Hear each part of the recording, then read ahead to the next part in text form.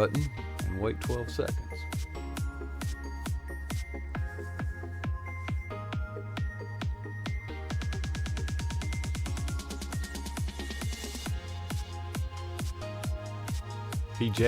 PJNet.tv, a special pre-recorded edition with Del Dudui, the man who you will find is on a whirlwind tour. Our purpose here is to provide a platform for everyday Christians to share their walk with Christ. We're ready to count down to Studio 8.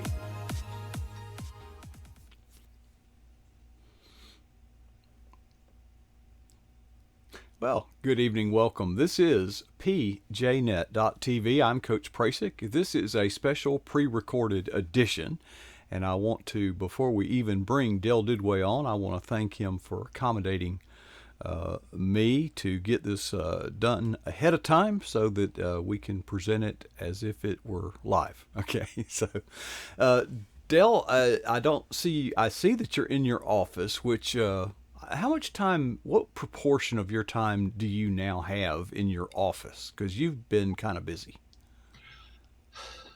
Maybe 2 days a week, Friday, Oh, that's Saturday. not bad. That's Yeah, oh, Friday. yeah, um, day and a half, something like that. Not much, but that's fine. I mean, it's a mess right now. I don't even know what color the carpet is, but it's okay. there you go. Well, the last time we spoke, you were anticipating a whirlwind Mhm. uh, of activity, lasting, I think you said, through the 20th. So you're about half. You're more than halfway there. You're on the downhill slope.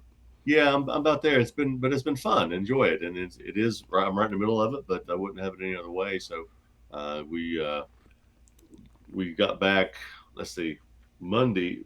Yeah, we got back Monday from our weekend at the Billy Graham Evangelistic Association headquarters. We had a really nice weekend down there. My wife got to go with me. Got back Monday, and then Tuesday I was back on the road, headed to uh, where did I go? I went Kentucky. to Jackson, Kentucky, and Garrett, Kentucky, and Hazard, Kentucky, and witnessed firsthand what the rapid response team does with Billy Graham Evangelistic Association, and then what Samaritan's Purse does. So we got to assist with them and check in on some of our partners, our donors. So we were able to do that. Just got back yesterday, and I'm in here just for a few minutes, and then I'm leaving again today. So So was this your first experience in disaster relief? yes, it was my first experience in that. I've seen disasters. Mm-hmm.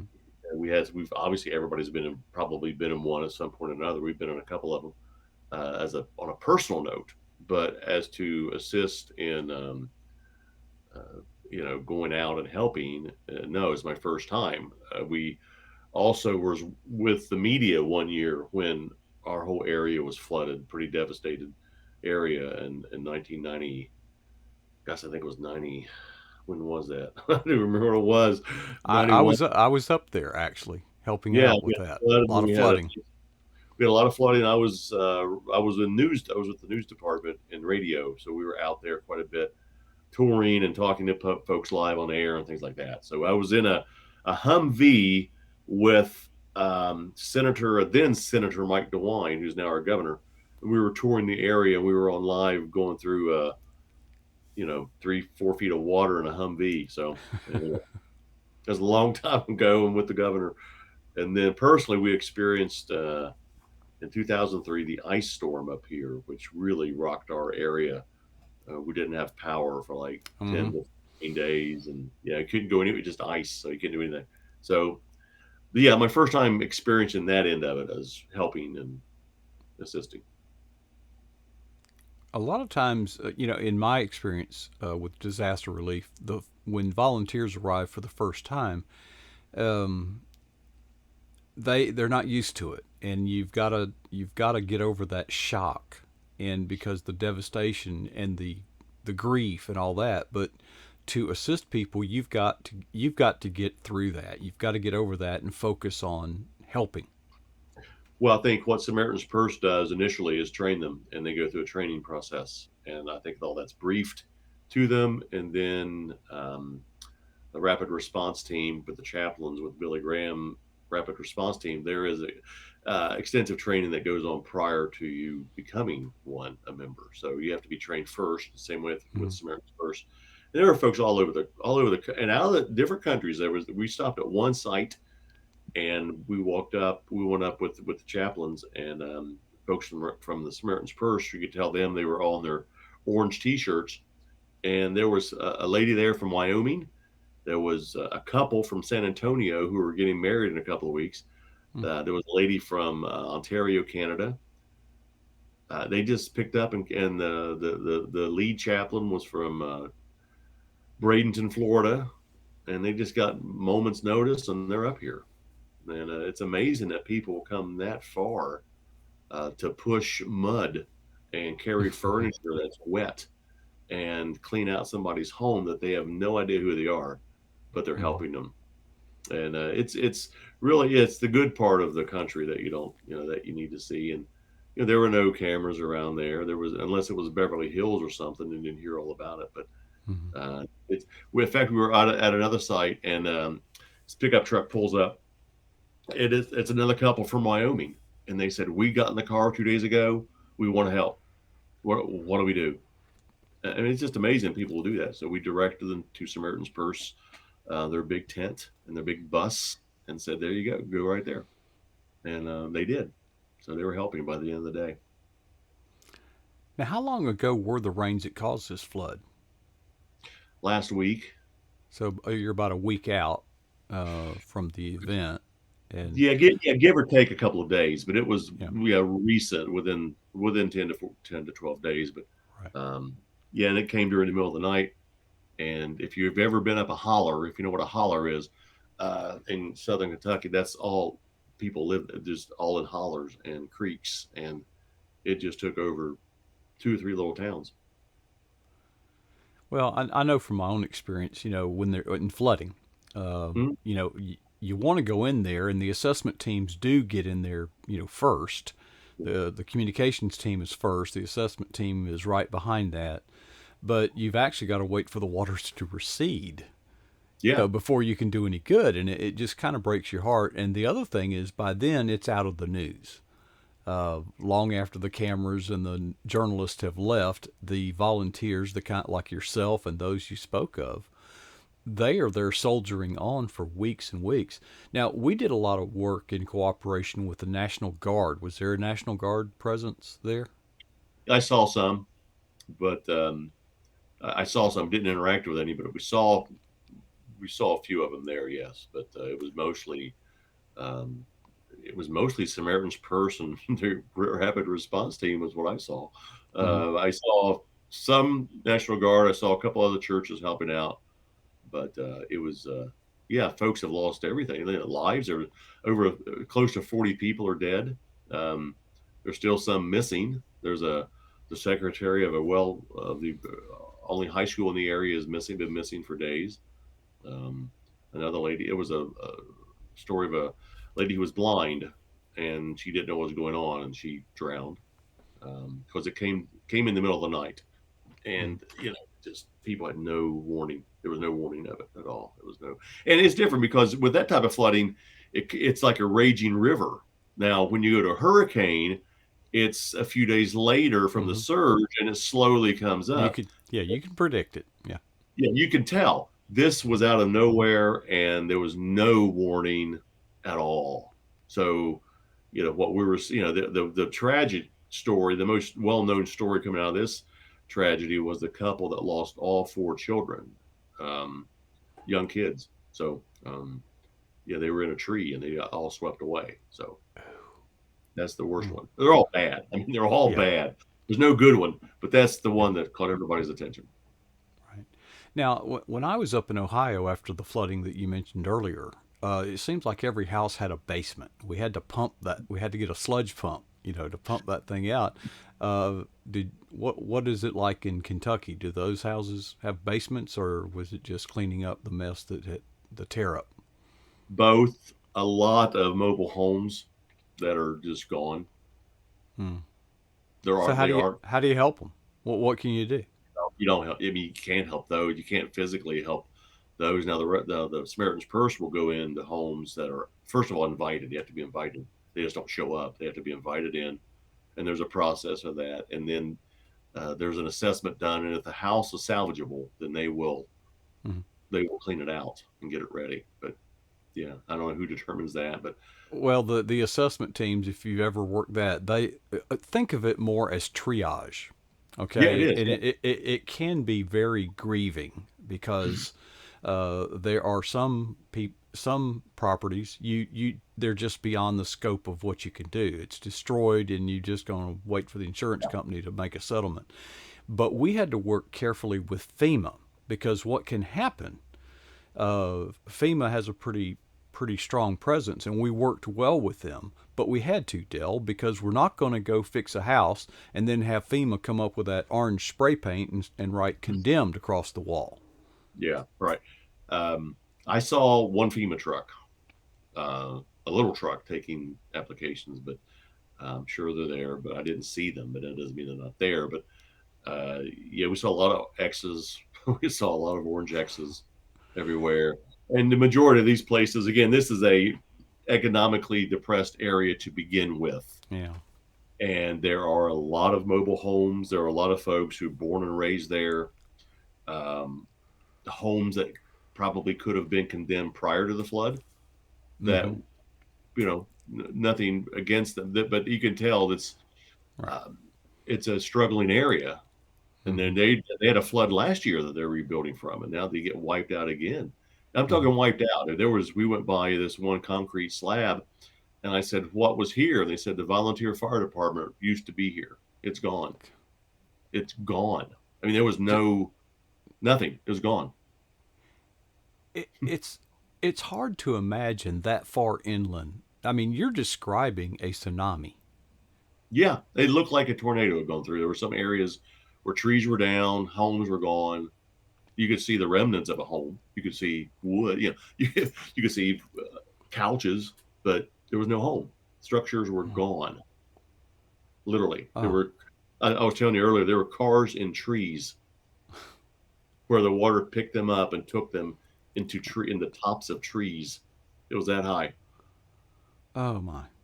Um, it's devastating. But yeah, it there's a lot of bad, but you mentioned, there is a lot of good because you see organizations such as Samaritan's Purse, Yes. through the Billy Graham Evangelistic Association, Yeah. Yeah. the Southern Baptists, and as much as I They're would criticize there. the government, FEMA uh, Right. has always, in my experience, 14 years, every single hurricane, they were there giving Hmm. supplying blue tarp, furring strips, nails. Yeah.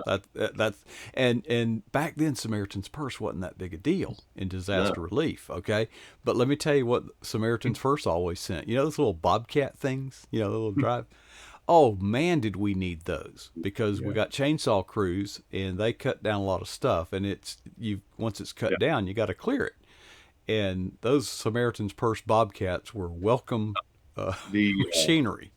what I saw with Samaritan's Purse, obviously, it's Franklin Graham has that organization as well as BGEA, and there were so many trucks with Samaritan's Purse on them. I mean, Mm-hmm. small trucks that had just had tools in it everywhere. They had an entire kitchen, a mobile kitchen. They had Mm-hmm. mobile showers. They had mobile places to Mm-hmm. sleep. Mm-hmm. They are, and if I encourage some of the folks I met with who are partners with us financially, who were also hit. I Yeah. said, look, I'm here to check on you. Things are okay. If you want to see where some of your gifts go, take a drive up to the local Walmart where the buses are parked and just take a look at these things. Is This that is where they're what you're. staging? Yeah. Yeah, some of them were just at a church, some of them were at a Yeah. Walmart. Um, and in fact, one of the stories from the weekend from Charlotte was one of my donors came down that we hosted, and the last minute she had to have somebody else bring her. So a friend of hers brought her down. Mm-hmm. Again, and this was not a pitch for money. This was a weekend where we appreciate them and show them what's going on. So one of the days they toured one of the rapid response team's trucks from Mm-hmm. Billy Graham Evangelistic Association, and the stories that the gentleman was telling. what it's you, and it's sophisticated. I mean, it's the Samaritan's Purse trucks are designed similar to the NASCAR trucks, the big long trailers, Hmm. the same type of thing. So um, he was telling stories of what's happened and where they go and how much they, what's this, asked how much these things cost. And when she left, she was leaving. She says, I had no idea they were like this. She says, and by the next day she's found me. She says, I want to, she says, sign me Hmm. up. Yeah. What I saw here this weekend. And these things are not cheap either, but I was just blown away at how the presence of Samaritan's Purse, and everywhere I looked, there was a truck. Everywhere I looked, Right. there was a car. There was something with that logo on it, and the sophistication. I mean, again, there was it looks like a big Greyhound. It's a mobile kitchen. Hmm. Oh, Which, yeah, I can relate. yeah, Yes, sir. Yeah, it amazes me the sophistication. You said. I would also say professionalism, oh yeah, and you mentioned that people see or come to knowledge of these events as far away as Wyoming, and they drive in, hmm, and that's a good thing, Dell, because the biggest need we had was help, people, hands, arms, legs, and that's a good thing. But when you experience the and tell of the experiences, it reminds me, and I want to remind everybody that here's the preparations for this disaster weren't in response to this disaster. It's an intentional ministry that it takes a lot of knowledge, expertise, and money, and you got to have those assets available and at the ready. yeah. Okay, Uh, it's a major undertaking, and it's good to see the good in these disasters. It is, and this is part of the good because I know, working with BGEA now that I was told if there's a disaster, man-made, nature-made, whatever, he said he wants the Samaritan's Purse and the rapid response teams. They're in competition. Who can get there first? Who's going to be first there? And and there was one instance where they beat the rapid response team actually beat the media to these things, and that's what he wants. You be there to minister and help, and it's completely a well-oiled machine. It is. There's one or two leads, and they're in charge, and they say this is where you want here, and that's what leadership does. If you just pulled up and didn't know what to do, but there's leadership, there's stations, there's direction, Hmm. and there's always we attended one of the morning sessions where they were given the teams where they're going, and they pray with them before they go, and that this is where you're going right now, go, and that's it, man. They just live. It's true leadership. That's what it is. Hmm. I'm amazed at the dedication and professionalism Mm-hmm. of the people involved, and again, those preparations happened years ago. Yes, you're right. You don't wait for disaster relief to respond to a Yeah, disaster. You have to prepare. It's kind of hard to prepare for a disaster because almost everything is unknown, and the unknown is one thing, the fluid is another. You yeah, make your plans, and then the plans have changed. When you get there, yeah, with Southern Baptist, we've had occasions where we assessment team, just like you described, you've got some leadership. They tell you where to go. You get there, and Samaritan's Purse is already there. yeah. So we have to return, or vice And, versa. We're there, and an right. Samaritan's Purse crew Yeah. arrives, and you got to figure this out. And I talked to a couple of the leads on there, and I said, "So why do you work? Why do you volunteer here?" And volunteer is the key word. I mean, like that lady who came in from Ontario, she just hopped a plane. I mean, she's not getting paid. She took a week off of work and to go volunteer to pull carpet out of somebody's house. So they're volunteers, and I mean they're they're fed and things like that and taken care of. But Hmm. getting there, they're not paid to do this. But um, I forgot what I was gonna say. What were we talking about? Well, it's the preparations and the Oh yeah, coordination with other yes, agencies. I remember what I was going to say. I asked a couple of the leads why they chose Samaritan's Purse. Why did they? And they said that because they volunteered a lot with other great organizations like Salvation Army and things like that, in which they weren't knocking it. They said those are great organizations, but they said Samaritan's Purse is you do not have a need for any. If you need something, it's there. If you need, they said they have the best equipment, they Hmm. have the best communication, the best. He said it's just top notch, and he Right, said if and we the need it, leadership. It's yeah, and in terms of leadership, managing employees is a skill that very few perfect. But even if you have perfected the skill of management, until you've managed volunteers, you don't know how to manage. It is really difficult.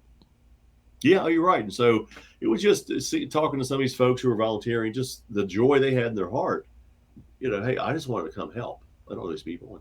And somebody was coming in when I was leaving. Somebody was coming in from California, and these leads. I mean, two of them were from the Florida area, and I was talking to his name's Jan. He's like, I got the call. I hopped in my car and I just drove, Hmm.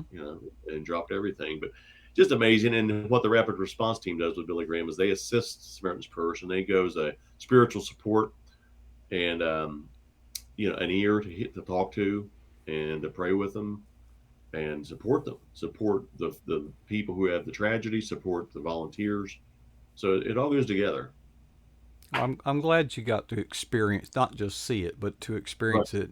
Maybe next time or something, maybe you'll get your hands dirty. Pulling up that Yeah, wet carpet is I don't mind. My job, my role in this capacity was to first observe and to assist, and then check on.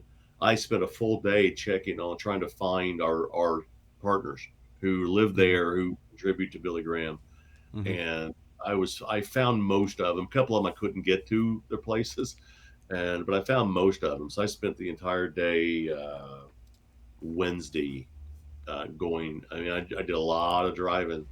Trying, Mhm, I had about 25, 30 people I had to find. I found like 19 of them. So checked on them. mhm. And there was one time. If you've ever seen the movie Wrong Turn, I was driving in that capacity. I was up the side of a mountain, rain coming down with like the road seemed like it was 6 feet wide with trees and mud and rocks everywhere.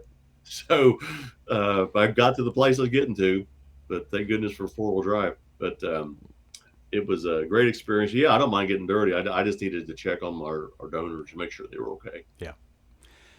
Well, Dale, this is being recorded on a Friday. It's about noontime, and we're Yeah. actually overtime. But let's catch up on Oh, your whirlwind schedule. In a few moments, you'll be leaving for a Bengals game, and I forgot all the yeah. stuff after that. I don't even know if you can remember. Actually, it's a preseason game, but I tell you what, I need to kind of delouse, or I just need to unwind, and I'll do that tonight as I'm eating the Gold Star chili. But uh, it's a time to unwind tonight. I'm gonna drive 2 hours and sit there watch a preseason game that has no significance, but it's going to be fun. It's a Friday night game. The Bengals obviously have a big season ahead of them. Come back in the morning, tomorrow morning, and then I pack and head out to Lexington, Kentucky on Sunday. Um, Sunday night, I'm attending the Christian Product Expo's book signing. We're signing uh, Kentucky Passion, and then we'll be with our publisher on Monday morning doing Florida State, Florida books, and Alabama and Auburn books, which are relaunching. Then I've got to go to work. I have to spend the day in Lexington, the next couple of days in Lexington, Kentucky. Then I drive home on Wednesday, grab a nap, and then head up to Youngstown, Ohio, at the other end of the state. Thursday night, we're preparing for Franklin Graham's coming there. The God Loves You tour stop in Youngstown. We're doing some preparation there. There's an event we have to attend Thursday night, and then I'll be home, and then I do the first Friday night football game of the season. So I'm looking forward to that. Love it. All right. Yeah, it's Well, fun. Dale, it sounds like it's probably was a good idea for us to record this ahead of time for you as much as for me. I don't know if we could have caught you between all that, or Yeah, but anyway, well, Dale, I'm encouraged by your yes. and I'm writing a book, so That's somewhere not that's not news, Dale. You're always writing a book. I have a deadline. So I'm actually writing it. So any if I get an hour, I will write some. So I'll probably spend some. I have to spend some nights in some hotels next week. So that's what I'll be doing there. Okay. Well, I'm glad to hear it. I hate any disaster. I hate the Right. victims and the you know but it is encouraging. To Mhm. know that it, I say it this way, heroes are born of crisis and so are cowards. You Right. really find out what people are deep down inside in times like that. And it's encouraging to know that God's people are out there. And these aren't people that draw attention to themselves, but when a man from Florida just leaves his job, takes his vehicle up to Kentucky, Mhm. and submits himself, Yeah. just here, how can I help? You know, Yeah, living in a big gym with 40 other people. I mean, it's not luxury at all. uh, You've been there.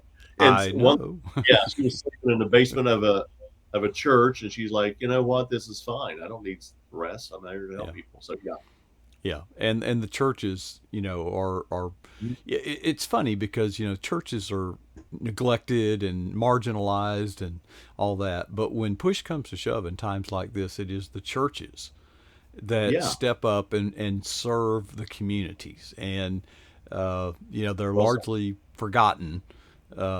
Except on Sunday morning for the faithful few that attend, but folks, the church is the anchor Right. You're right. in times like this. Well said. That's well said.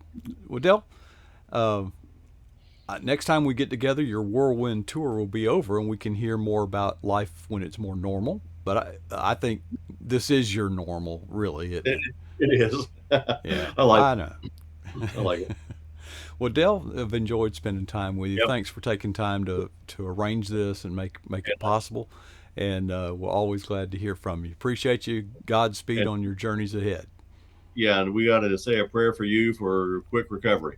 Yeah, well, it's outpatient, so hopefully, the only reason I'm recording this is who knows, I may be on some sort of opioid and loopy.